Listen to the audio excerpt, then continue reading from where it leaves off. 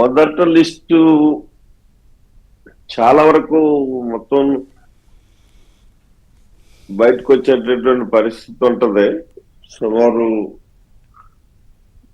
50 స్థానాల వరకు కూడా ఇంకా ప్రకటించాల్సినటువంటి పరిస్థితి ఉన్నా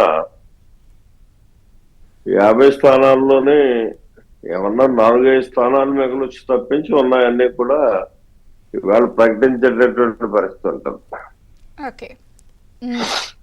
అయితే ఇక్కడ గెలుపు ధీమా అన్నది మనతో పుట్టుకొచ్చింది కాదు. ఇది జగన్మోహన్ రెడ్డి యొక్క పాలనా విధ్వంసం. ఆయన విధ్వంసంతో ప్రారంభించినటువంటి పాలన అన్ని వ్యవస్థల్ని విధ్వంసం చేశారు. ఆ చేసినటువంటి సందర్భంలోనే ఇవాళ ప్రజలందరూ కూడా ఓ నిర్ణయానికి వచ్చేస్తున్నారు. నిజంగా మరి నాకు ఒక 3 మాసాలు బట్టి చూస్తుంటే ఏ రోజు జాయినింగ్ లేనటువంటి పరిస్థితి లేదురా. మా నియోజకవర్గంలో వైసీపీ పేరుకి ఉన్న నాయకులు మిగలాలు తప్పించి కార్యకర్తలు కానీ దాని అభిమానులు కానీ మిగిలేటటువంటి పరిస్థితి కనిపించట్లేదు. ఈ రోజు కూడా రాత్రి చూస్తే నాకు రాత్రి 1 గంట అయింది ఈ జాయినింగ్స్ కంప్లీట్ చేసుకుని ఇంటికి వచ్చారు. అంటే ఇదంతా కూడా మన మీద ప్రేమ, విశ్వాసం, నమ్మకం ఉన్నప్పటికీ ఖచ్చితంగా ఇదంతా జగన్మోహన్ రెడ్డి యొక్క ఫెయిల్యూర్స్.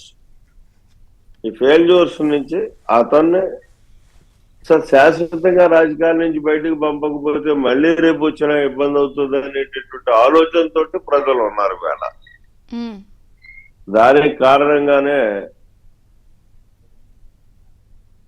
ఇవాళ ఈ రకమైన పరిస్థితులు ఏర్పడినటువంటి పరిస్థితి. ఇక ఇక్కడ మనం మాట్లాడుకోవాల్సింది పొత్తులు అన్నాయి. ఎంత సక్రమమైనటువంటి విధానంలో ఒక 3 రాజకీయ పార్టీలు కలిసి చాలా తక్కువ రోజుల్లో పొత్తుల్ని చాలా సమర్థవంతంగా చక్కగా ఒక ఏకాభిప్రాయానికి రావడం అన్నది మాత్రం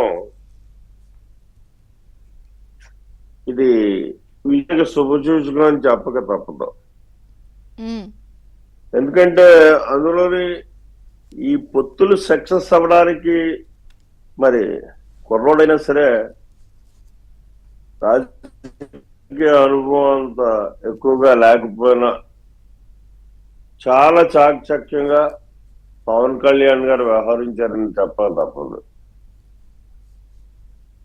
ఎందుకంటే ఎక్కడికక్కడ ఆయన దిగుతూ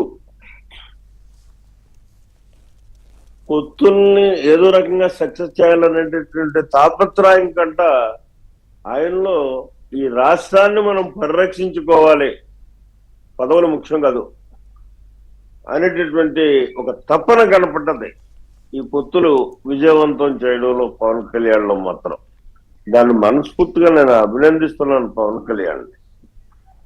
ఇది చంద్రబాబు నాయుడు గారి గురించి మనం గొప్పగా చెప్పుకోవాల్సినటువంటి అవసరం కాదు. ఎందుకంటే అది ఏదో ఆయన గురించి రాష్ట్ర ప్రజానికానికి తెలుసు. ఆయన ఎప్పుడూ ఈ రాష్ట్రం కోసం, దేశం కోసం ఒక విజనరీతో ఆలోచన చేసేటటువంటి వ్యక్తిత్వం ఉన్నటువంటి వ్యక్తి. ఇక్కడ బీజేపీ కూడా కలిసి రావడం అనేటటువంటి అంశం బీజేపీ వల్ల ఓటింగ్ ఏ మేరకు శాతం మనకు కలిసి వస్తుంది అన్న దాన్ని పక్కకు పెడితే ముందు జనసేన తెలుగుదేశం కార్యకర్తల్లో ఒక మనోధైర్యం వస్తుంది ఇవాళ. బీజేపీ ఈ పొత్తుల్లో మనతో చేరటంలో దానికి గల కారణం ఏంటంటే ప్రత్యర్థి చాలా దుర్మార్గుడు. అన్ని రకాలుగాని కూడా అతను ఈ ఎలక్షన్ డిస్టర్బ్ చేయడానికి ప్రయత్నం చేస్తాడు. గెలుపుకు ప్రయత్నం చేయడం అన్నది అతని తరం కాదు. ప్రయత్నం అందులో భాగమైనా గెలుపు అన్నది అతని తరం కాదు. కానీ ఎన్నికల్ని ప్రశాంతంగా జరగకుండా డిస్టర్బ్ చేసేటటువంటి పరిస్థితి ఉంటుంది. అది ఇవాళ బీజేపీ ఎప్పుడైతే వచ్చిందో మా క్యాడర్ లో కానీ జనసేన క్యాడర్ లో కానీ ఒక మనోధైర్యం వస్తుంది. సెంటర్ లో అధికారంలోకి రాబోతున్నటువంటి పార్టీ, ప్రస్తుతం సెంటర్ లో అధికారంలో ఉన్నటువంటి పార్టీ మాతో చెయ్యి కలపడంలో ఎన్నికలు సజావుగా జరగడానికి అన్ని సంస్థలని చక్కగా ఉంటాయని చెప్పేసి ఒక ధైర్యం వచ్చేటటువంటి పరిస్థితి ఉంటుంది. దానికి ఉదాహరణ చూసుకుంటే నేను ఈ రాష్ట్రంలో జరిగినటువంటి ఏ సమావేశానికైనా సరే ప్రత్యేకంగా ఓ లెటర్ పెట్టేవాడిని ఆర్టీసీకి బస్సులు కావాలని చెప్పి.